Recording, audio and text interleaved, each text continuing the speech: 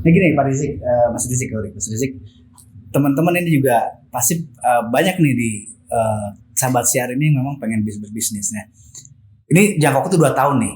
Jangka waktu 2 tahun, mungkin bisa di-share sedikit nih setelah tadi mencoba dengan coba-coba dulu ya. Apakah dulu dari awal sudah nentuin nih saya mau punya tujuan ke sana gitu. Jadi tujuan akhir udah ditentukan atau biarin jalan begitu aja waktu itu?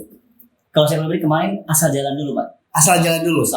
Pernah jualan herbal, jualan kemudian punya teman jadi dropshipper, jadi reseller. Nah, kita cari ilmunya. Kemudian setelah kita putuskan, kita saatnya untuk punya brand sendiri. Ya kalau teman-teman belum punya ataupun belum kepikiran untuk membuat brand sendiri, sebetulnya menjadi alasan sih untuk bisa ngambil katakanlah menjadi reseller, dropship, atau teman-teman yang lain yang punya brand membantuin sharing profit, kolaborasi. Karena sekarang tidak zamannya mana yang paling hebat, tapi gimana zamannya udah kolaborasi sama-sama saling membantu. Udah banyak banget orang-orang yang menawarkan sistem affiliate seperti affiliate system modelnya ya. Affiliate system. Okay. Kita akan bahas tapi sedikit dulu nih ya. Seringkali ketika orang berbisnis itu bicara modal. Betul. Modalnya saya nggak punya modal. Ya kamu enak punya modal. Saya nggak punya modal. Nah ini nih bisa di-share nggak nih? Gini ya. Kadang-kadang ketika orang berbisnis, ketika berbicara modal, dia akan mikirnya modal tuh dalam bentuk uang. Betul. Harus dari mana ya? Dari bank lagi, dari lembaga keuangan lagi mau kemana? Strateginya Mas Rizik waktu itu gimana nih? Untuk mengelola modal ketika mulai awal ya berbisnis itu seperti apa kalau boleh di-share? Buat teman-teman yang pengen selalu bertanya terus nih, modalnya dari mana? Mas Rizik gitu. Kalau saya ambil ya dari si modal terbesar sebenarnya bukan hanya sebatas money ya, uang, tapi ya Allah sudah kasih anugerah potensi kita udah dari sisi visi, kolbu, kemudian networking, semuanya paling itu networking. Nah, saya mensiasati betul semuanya perlu yang namanya uang. Tapi alhamdulillah pada Allah, saya bertanya-tanya sama Ustaz saya gimana sih sistem yang namanya PO pre-order tuh yang syariah katakanlah. Karena mau nggak mau akadnya harus jelas. Ini kan kita nggak jual barang nih Pak ya. Saya pernah bertanya-tanya gimana akadnya, ada yang katanya nggak boleh.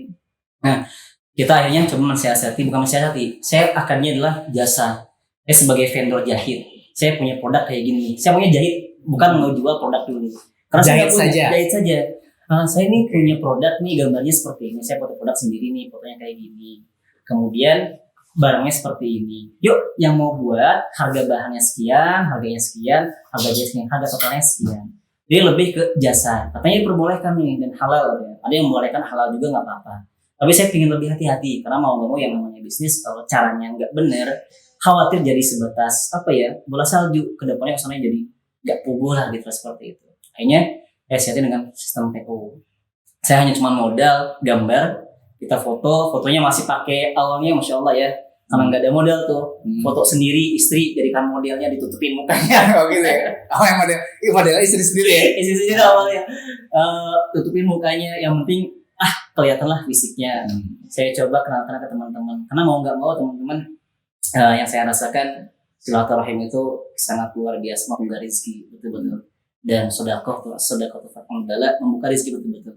Akhirnya saya kenalin ke teman-teman mau beli, tujuannya lebih ke testimoni, lebih ke untuk cari kejujuran mereka menilai produk kita. Nah dia mau tuh ngemodalin, teman-teman dekat malah saya mau deh belanja 10, saya mau jual lagi.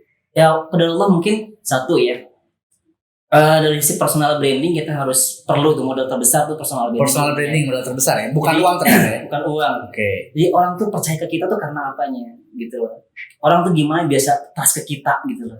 Ternyata mungkin pada Allah orang mungkin kenal kita sebagai seorang guru atau seorang pengajar, atau mungkin ada teman-teman yang kenal. Ternyata pada Allahnya nggak tujuannya untuk beli tapi ngemodalin gitu.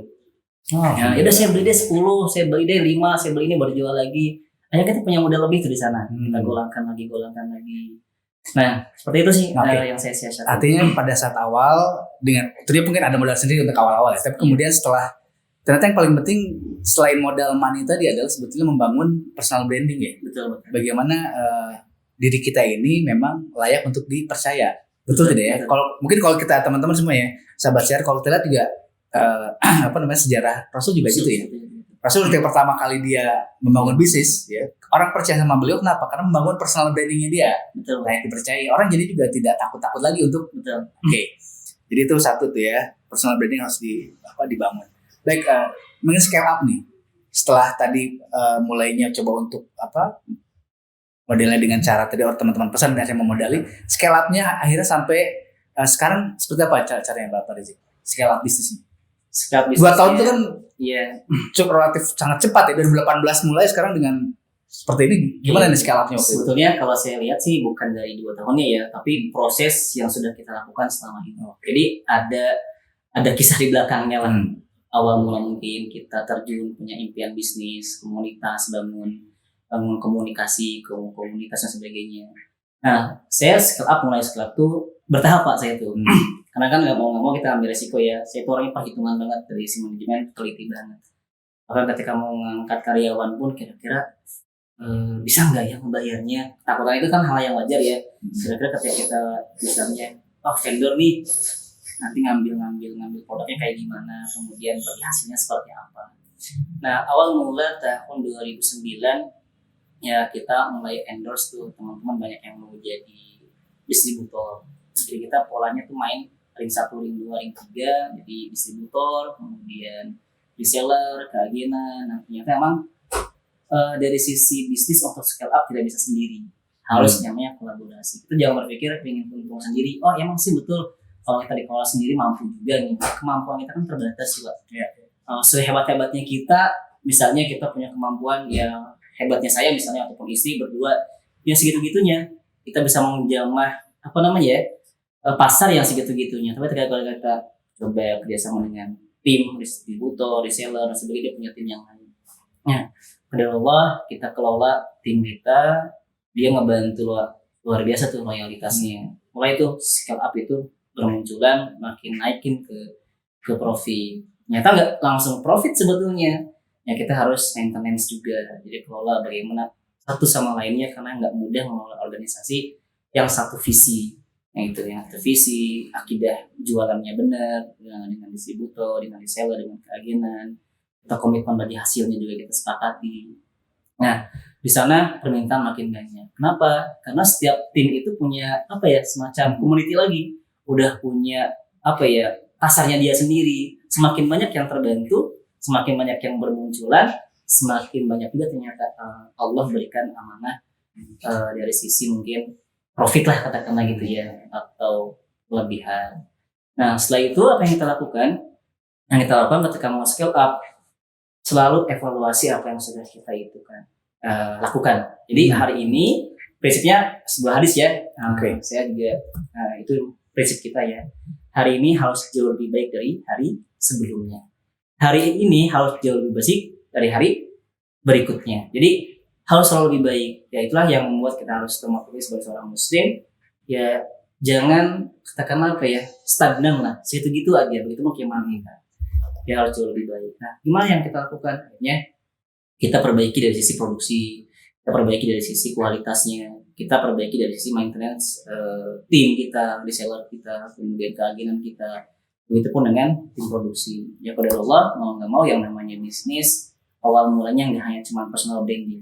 Dibuktikan dengan hasil. Ya personal brandingnya bagus, akhirnya hasilnya nggak bagus, sama aja bukan personal branding, tapi pencitraan. Oke. Stop dulu sampai situ ya, teman-teman. Gini, itu tadi personal branding sudah oke, personal branding dibangun memang layak untuk dipercaya. Berikutnya adalah masalah masuk ke wilayah namanya kompetensi, ya kan? Apapun profesinya, sahabat siar semuanya, memang profesi itu menuntut kompetensi, ya. Berbicara mengenai kompetensi itu ada 3, mungkin Pak Rizik juga sudah tahu ya. Itu bicara knowledge ya, pengetahuannya, terus bicara skill, keterampilannya, dan terakhir attitude. Ya, nah gini, Pak Rizik selama membangun bisnis ini bisa share ke teman-teman semuanya kompetensi yang dibangun seperti apa, ya untuk menjadi sekarang Mas Rizik sampaikan ini kompetensi yang dibangun ketika memutuskan menjadi seorang pengusaha, apa saja yang masih dilakukan? Karena gini, tidak banyak orang yang berusaha tapi juga tetap berpikirnya bahwa usaha saya sesuai dengan syariat. Nah, ada kompetensi, ada sesuai syariat. Ini gimana nih nge-mix-nya supaya bisa jalan semuanya? Iya betul Pak. Kalau masalah potensi ya atau knowledge lah, pengetahuan, itu saat ini nggak jadi alasan teman-teman tidak mendapatkan informasi. Ya. Itu luasnya kalian teman-teman. Mudah dan murah sekarang kita dapat ya. Murah, bahkan dengan kondisi pandemi kayak gini banyak training gratis ya yang membahas tentang soal bahkan trik sampai pengetahuan sampai manajemen sebagainya. Nah kembali lagi sebetulnya apa yang kita dapatkan dari pengetahuan itu pun tidak langsung kita tahu harus diolah dan sebagainya. Nah diolahnya kita apa ya, kita harus punya mentor lah, harus punya ini. Apalagi kita sebagai prinsip kita adalah seorang pengusaha muslim yang mau nggak mau kita harus apa ya, belajar banyak bagaimana sih Rasulullah tuh menjadi seorang entrepreneur. Nggak jauh-jauh banyak lah apa ya, Abdurrahman bin Auf juga menjadi seorang entrepreneur yang luar biasa. Bahkan para sahabat lainnya pun yang dibimbing sama Rasul itu semuanya jadi orang yang kaya, yang berkah, yang kemudian juga mempunyai prinsip akidah jualan yang betul. Nah, gimana cara nge-mixnya ya? Kalau saya pribadi saya ingin bertanya-tanya Pak, awal mula ketika saya juga pernah tanya ke Bapak bagaimana sih tentang muamalah jualan, kayak kasih bukunya juga tentang akan kayak gini seperti apa ya? Karena emang betul jadi pengusaha itu ujiannya besar. Apalagi kalau udah punya uang, udah lihat penjualan makin naik, kesibukan makin bertambah misalnya. Kadang kalau kesulitan itu kita ingat tuh yang namanya sama ibadah tuh getol. Tapi ketika kemudian Allah kasih ujian yang namanya kekayaan, mungkin kelancaran, orang berpikir jadi pengusaha tuh mungkin uangnya banyak mungkinnya. Ternyata ujiannya besar juga ternyata. Nah, akhirnya kita harus sadar bahwa itu adalah ujian gitu. Ketika nggak sadar, akhirnya banyak cara yang mungkin dilakukan. Yang penting laku deh, yang penting scale up nih, yang penting profitnya besar nih gitu. Nah, lalu saya bertanya-tanya, ini sudah benar belum ya? Jangan-jangan ini istidroj gitu lah. Jadi semacam istidroj ya, dikasih kemudahan, paling sebetulnya juga itu bisa suatu saat bisa menenggelamkan kita sendiri. Ini mau menenggelamkan saya untuk ya kita evaluasi lagi ibadah kita seperti apa, kemudian muamalah kita kayak gimana.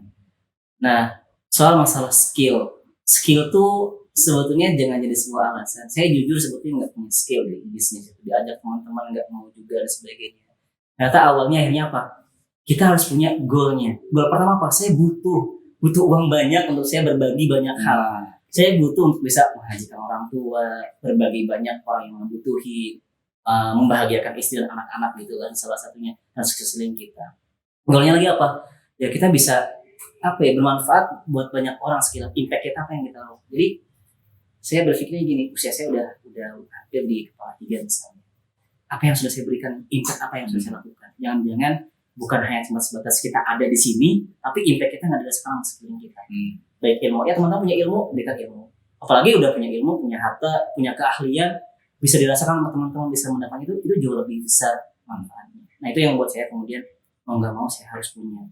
Ketika saya mau ngajarin ke orang-orang ya saya juga harus punya memang pengalaman, experience. Nah itu yang paling besar. Ya, saya juga buka sama teman-teman. Ya bukan jadi guru ya, jadi sharing lah gitu loh Pak ya.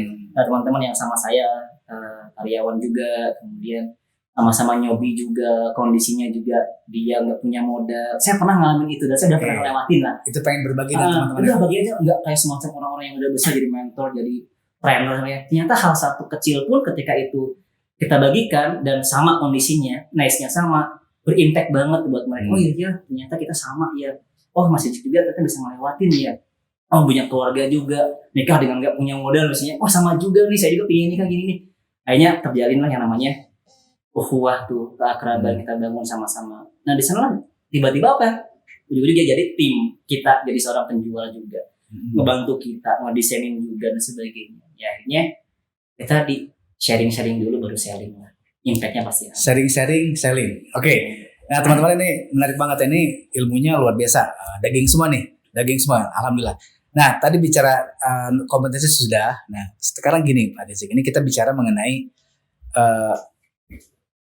teknis. Kalau di bisnis itu mungkin Pak Desik sudah sangat hafal lah ya. Itu ada istilahnya SIPOK. Apa sih SIPOK tuh? Mulai dari S-nya apa sih? Ya supplier. I-nya apa? Inputnya apa? Ya kan bisnis gitu ya. So, ada supplier, ada input, ada P-nya apa? Prosesnya seperti apa? Outputnya seperti apa? Dan customer seperti apa? Nih kalau membangun bisnis Pak Desik selama ini gitu, bisa nge-share nggak nih? Gimana sih untuk memanage supplier, memanage inputnya seperti apa, prosesnya seperti apa sampai dengan customer, ini mungkin bisa di-share nih seperti apa? Oke, alias supplier. Kita awalnya belanja tuh retail kan. Retail. Jadi beli awalnya meteran ya, belanja ke mana Cigonewa tuh di toko biasa lah atau meteran. Ketika ada PW 40 ya kita buat 40 pieces berarti 40 meter tuh yang kebutuhan itu. Nah awalnya tuh pasti butuh modal karena kepercayaan awal. Nah setelahnya tadi akhirnya ketika udah berjalan orang mengenal kita, apa yang terjadi? Subhanallah, kamu udah ambil aja, sok mau berapa roll juga. Ambil aja. Kan udah nggak usah bayar aja. Nanti bayarnya setelah udah jadi atau sudah laku. Nah ternyata ya di sana tuh supply sampai sekarang pun kita udah main di pabrik untuk keperluan di konveksi. Kita juga membuat brand-brand yang lain juga yang terkembang brand lain. Itu kedaulahnya bayarnya di akhir. Gitu. Lumayan ya terminnya agak panjang. Lumayan itu kan lumayan tuh modal besar. Kain itu kan lumayan besar tuh. Itu paling besar. Disuplai. Bahkan awalnya apa? Kita pakai motor kan. Jadi kita belanja tuh ke toko. Kemudian saya punya anak 2 sama istri, di motor 1 ada kain kan, kebayangkan ya gimana repotnya tuh bawa kain tuh. Setelah berjalan ternyata ya udah Allah lagi nih, Allah takdirkan dikirimin sekarang langsung ke supplier produksinya. Itu apa kuncinya apa sih sebetulnya akhirnya bisa sampai ya, tadi komunikasi ya, komunikasi kita bangun dari sisi kepercayaan itu dari sisi supply kain. Bahkan kita udah sistem udah by call ke Pak, ini ada kain ini enggak? Kemudian supply kain ini udah kontinu tuh.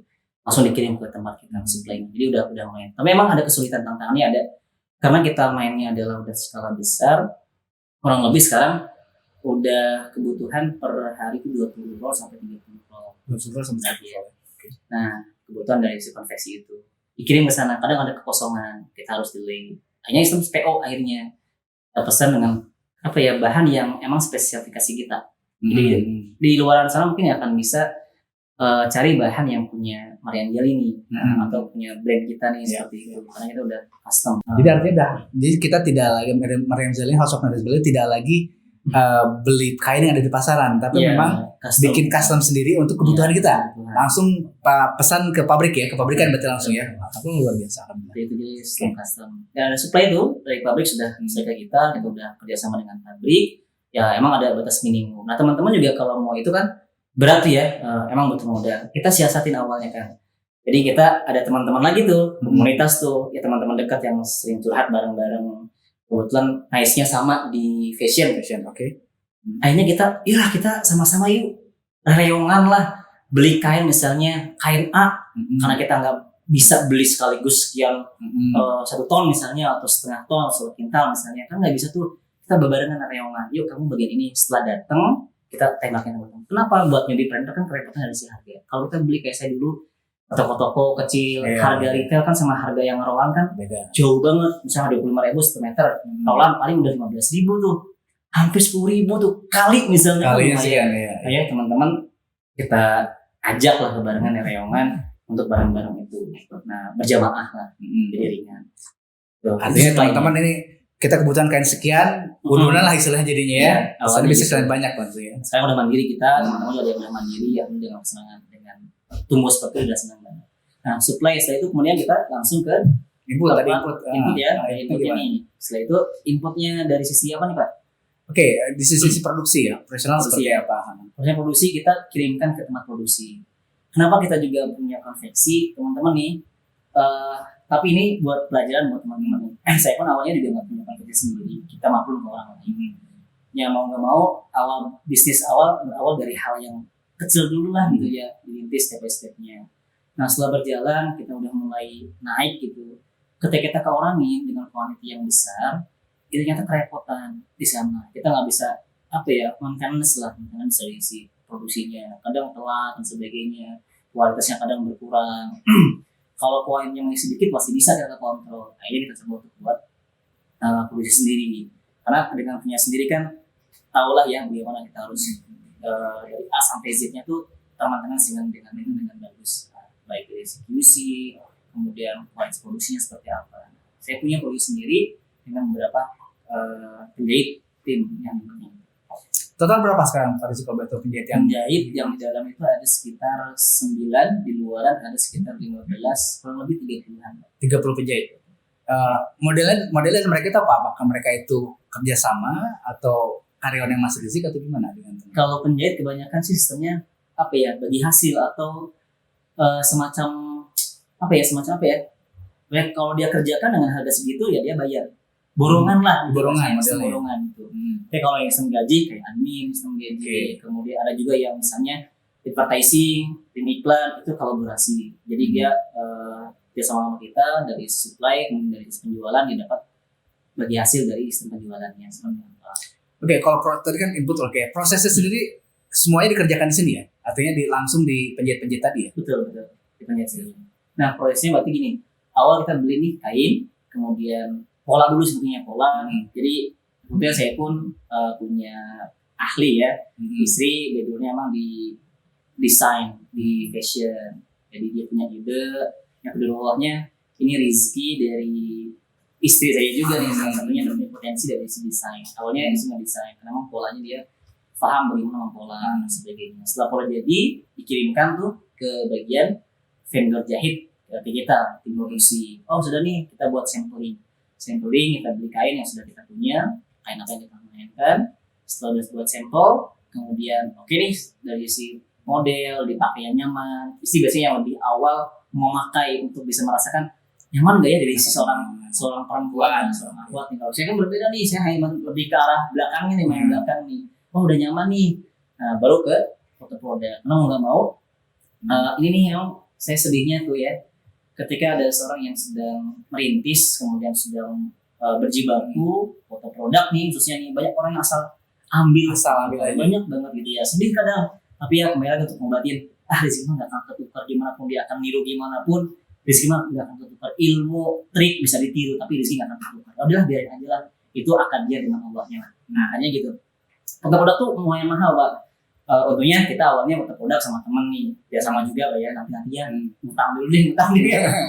Ya nanti foto produk artisnya pun sama, udah sama teman lah ya, teman-teman teteh gitu. Foto produk jadi baru kita upload lah seperti itu. Gitu ya. Sekarang kalau outputnya jelas ya bahwa memang fokusnya House of Maria Rizal ini adalah di pakaian muslim ya. Dan lebih banyak di akhwat sebetulnya ya. Yang Iwan pun ada sebetulnya. Tapi kan anti kelas khusus ya. Nah sekarang nih banyak orang ya sahabat siar ini yang bisa produksi tapi bingung memasarkan. Ini bicara customer nih. Kalau boleh di-share Mas Rizik dari sisi channel marketingnya nih gimana nih House of Maria Rizal sekarang dengan kondisi sekarang percepatan kan luar biasa nih yang namanya market. Nah gimana nih sekarang yang dikerjakan? Nah betul ya, seimbang nih, jangan sampai produksi terus tapi menumpuk nih. Nah artinya siasatnya ini, mau nggak mau kita harus berani yang namanya tadi marketing. Bahkan kita alokasikan Pak untuk marketing itu 40%. Budget itu budget dari biaya produksi itu 40% untuk ke marketing. Betul, dari CRP itu 40% buat marketing. Nah ini sahabat share luar biasa nih. Jarang-jarang orang mau share kayak gini nih, 40% kan ya. Oke, ini bisa di-share Mas Rizik juga. Apa namanya? Cara marketing seperti apa yang Mas Rizik kelola? Awal mulanya sih saya tuh ini, ketika kita mau bisnis nih, mau nggak mau kita jangan mentingin untung dulu. Tapi gimana emang bisa dirasakan bagi customer. Karena emang customer itu adalah raja buat kita tuh. Dia itu seorang yang mau ditayani. Seperti kita sebagai seorang pengendara ya, yang Rasulullah contohkan pun gimana caranya biar mereka tuh terpuaskan. Karena bisnis itu sebetulnya dari masalah, bukan dari apa kebutuhan kita jual. Bukan ternyata kebutuhan yang mereka butuhkan, persoalan yang mereka punya, kita bisa nggak supply itu memenuhi kebutuhan. Ternyata saya pikir fashion itu nggak akan ada matinya. Mereka butuh yang namanya hijab. Apalagi sekarang adalah fenomena berhijrah, fashionnya emang syar'i dan sebagainya, menutup sebagian inilah ya. Nah akhirnya saya coba main-main di situnya. Apa sih pembedanya? Ya, saya cari pembedanya. Ya saya kerjasama dengan advertising. Nah dari sebenarnya itu maksudnya seperti apa Pak? Jadi kolaborasi Pak. Sekarang kan banyak banget teman-teman yang emang mempunyai sebuah keahlian. Karena mau nggak mau saya rasa gini. Kalau kita pakai karyawan itu butuh yang namanya gaji. Kita nggak tahu hasilnya seperti apa, impactnya kayak gimana. Nah akhirnya sekarang banyak yang semacam pekerja-pekerja freelancer. Fokus bagian advertising. Dia boleh mengerjakan punya siapapun. Mereka kita punya target. Minimal misalnya kita lempar nih, kita punya misalnya produk nih, kita kerjasama, ada kontrak berapa persen yang kita akan bagi hasil. Seperti polanya distributor berapa persen nih, reseller berapa persen. Nah, advertising pun dapat profit dari penjualan di luar dari gaji pokok gitu. Tapi marketing channel tradisional tetap dilakukan ya. Misalnya ada distributor, Betul. reseller, agent tetap ada juga model sistem itu ada juga. Nah ini menarik ya Pak. Makanya saya udah rasain teman-teman banyak yang memang terjun bebas nih. Ada yang Pasca COVID ini kondisi ini luar biasa nih, profit yang selama ini stabil terjun bebas. Karena mau nggak mau apa ya, kebutuhan orang-orang sekarang udah mulai berkurang mungkin ya. Kita siasatin akhirnya gimana caranya tetap kita bisa masuk ke mereka. Nah offline dan online itu tidak bisa terpisahkan. Jadi mau nggak mau segimanapun dahsyatnya kita di teknis online itu, tetap yang namanya offline perlu kita maintenance dengan baik. Nah, gimana? Awalnya gini, di online kayak menggunakan marketplace, baik Shopee, Lazada, Tokopedia. Dan marketplace itu ya, masuk marketplace. Kemudian website kita juga punya juga website ya, bisa juga order via website bisa ya. Bisa juga Instagram juga. Kenapa kok banyak banget kok mau difokuskan? Sebetulnya kita fokus di satu platform, yaitu di Instagram dan website kita. Karena namanya orang punya kebutuhan, bahkan sekarang marketplace sudah jadi apa ya, teman sehari-hari ya. Bahkan orang tuh nggak ada yang nggak punya namanya Shopee ataupun marketplace lain lah yang menyebutkan brand apa lah ya. Trustnya jauh lebih percaya ke mereka. Apalagi ya dengan adanya ongkir dan sebagainya. Akhirnya saya coba lead market yang emang satu sisi karena banyak yang jatuh-jatuhan harga di marketplace. Saya nggak mau jatuh-jatuhan harga, tapi saya lebih ke jatuh-jatuhan value. Value-nya kita jatuhin sebanyak-banyaknya biar dia paham bahwa value kita tuh ini loh, kelebihannya ini. Kenapa sih kita harganya mahal seperti ini? Karena bisa jadi mereka nggak tahu apa ya, value-nya apa, untungnya apa, kelebihannya apa. Nah, dari Instagram kita iklankan, karena Instagram tuh biasanya menengah ke atas tuh. Orang-orang yang mainnya tuh kebanyakan. Kalau marketplace banyak pinginnya yang penting murah, produknya apa ya, mau KW gimana pun nggak masalah gitu. Nah, pasti. Karena untuk sahabat saya kan pasti kan kalau beli sesuatu cek dulu marketplace kan. Saya beli handphone, cek dulu, oh ternyata harganya sekian gitu kan. Sekarang udah gitu modelnya. Ketika kita mau belanja pasti lihat dulu di marketplace, cek harga gitu. Oke, lanjutkan Mas. Nah, akhirnya gini Kang. Jadi dari marketplace kita pakai hanya sebagai buat purchase-nya aja, pembelian. Orang yang ingin ongkirnya gratis. Tetap ya dari sisi linknya kita masukin di Instagram. Kemudian silakan memilih di mana, mereka yang punya pilihan. Mau ke website silakan. Orang yang website udah tahu tentang kita, udah trust banget lah. Orang-orang yang new apa ya, customer lah, dia pasti nyebutnya kemana? Marketplace. Karena takutnya dibohongin. Gimana nih? Kalau marketplace ada jelas tuh ya, ada terangnya lah. Atau ya saya bisa uang kembali sebagainya. Jadi mau tadi prinsipnya adalah fasilitasin ketakutan customer.